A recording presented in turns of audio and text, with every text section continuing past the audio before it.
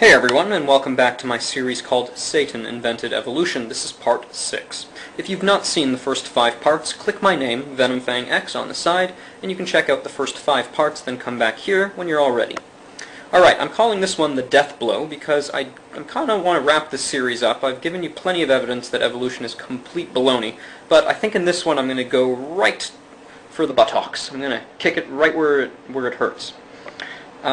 Evolutionists have been messaging me lately, and they've been trying to show me evidence of evolution. And I, of course, welcome that. If there's any evidence, I'd love to see it. But, okay, so this one guy messages me today, and he says, okay, I have proof of evolution. I'm like, okay, lay it on me. So he says, we had this bacteria, and this bacteria is now immune to antibiotics. Wow, that's pretty impressive. So, hold on, let me ask you something. What did you start with? A bacteria. Okay, and what did you end with? A bacteria. Wow. And that means I'm evolving into a Teenage Mutant Ninja Turtle? Whoa, Mikey, dude! You are awesome! Cowabunga! He then said, he has an insect. Okay. And that insect is now immune to insecticide. Totally immune. Wow, that's pretty impressive. What did you start with? An insect. Oh, okay. What did you end with? An insect. Ah, so that means I'm evolving into a telepathic space mutant.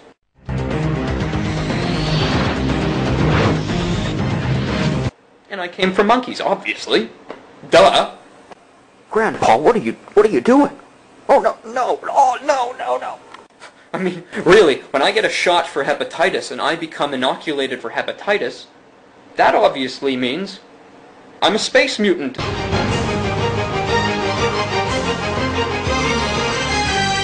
And I'm evolving, duh. Of course, I mean, why didn't I think of that? Stupid! You're so stupid! So, once again, exactly like I said in my earlier video, every time they'll try to give you evidence for evolution, they'll always show you microevolution, a variation of what already exists. You know, you might have a dog give birth to a smaller dog, or a dog give birth to a bigger dog, but it's still a dog. It'll always be a dog. Dogs come in all shapes and sizes. So do humans. So does every creature on the planet. But they do not change. They're the same. You see, it's so ridiculous. I'll give you another thing that they like to show you as evidence of evolution. Vestigial organs, they call them. There's no such thing, but they like to say that the human tailbone and the human appendix are vestigial. Well, I happen to know that there are 8 muscles that connect to your tailbone, and if you didn't have your tailbone, you would lose a lot of valuable functions that I'm not going to tell you about. Also, your appendix is part of your immune system. Now, they're going to say, well, you can live without it, so obviously it's vestigial and proof of evolution that we're losing organs we used to have, so we're evolving. Well, first of all, you can't lose everything to get everything, obviously. In fact, losing something is not gaining, so that's obviously not proof of evolution. And the fact is, you can live without your arms, and your eyes, and your ears, and your legs. Does that prove they're vestigial? Of course not. Of course not. There's no such thing as a vestigial organ. What we need as proof of evolution is new organs. I need to become more complex over time. But that's, of course, never been observed at all. Allow me to give you a quick analogy using computer programs. Computer programs are made of code, computer code. Someone has to sit there and write it. DNA is like a computer code. There's information in our DNA. When our parents had us, what happened was our moms and dads, their information was mixed, and they created us. That's how it works. There's a little bit of your mom in you, and a little bit of your dad in you. Now, there's not a little bit of the person next door, right? I mean, what they're doing is they're taking the information that was there, copying it, and making you. My point is, no new information was added. At all. At all. All the information that you have was in your parents to begin with. Right? So, let me give you an example using the computer programs. Windows XP and Windows 98. Kind of different. Very much the same. They're both Windows. Now, if you copy Windows XP on top of Windows 98, you know, replace certain files and stuff like that, are you going to come up with the operating system Linux? What if you do it 100 times? 200 times? A billion times? A trillion times? A gazillion, trillion, billion, quadrillion times? Never. You will never get Linux, ever. You'll corrupt the system, and it won't work anymore, eventually, but you'll never make something new. And that's exactly what evolution is, or the lack of. We are copying information from our parents, but no new information is added. Mutations happen. What a mutation is a file copying error. Basically, I'm going to give you examples of mutations that we've seen recently. There was a 5-legged cow and a 2-headed turtle. You see, the information for the head and the leg were already in the turtle, and it got multiplied. Is that beneficial? No, that's actually terrible and awful, and those animals will not survive in the wild. Those are going to be the first ones that the predators pick off. So, what is an example of beneficial mutation? Never been observed. Never. Not one. Now, an evolutionist is going to show you an example of microevolution, which is that bacteria becoming immune to antibiotics. That's a chemical deficiency which has absolutely nothing to do with information being copied, multiplied, corrupted, anything, or new information. Has nothing to do with that at all. Nothing at all. So, when an evolutionist says mutation is the cause of evolution, no, mutation is corrupted information. And when they say that that there's such thing as beneficial mutation, it's never been seen. Never. Not one.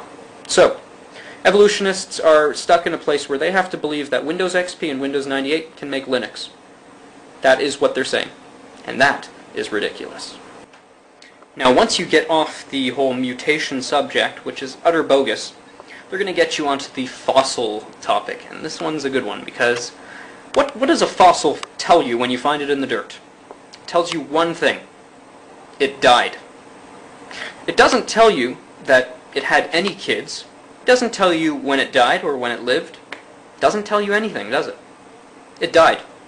Whatever it was, it's dead. That's it.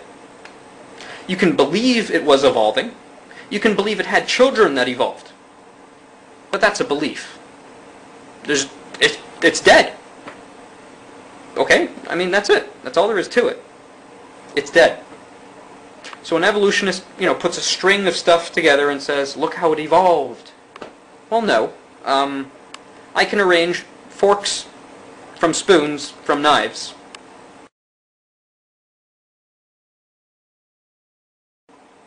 That doesn't mean anything.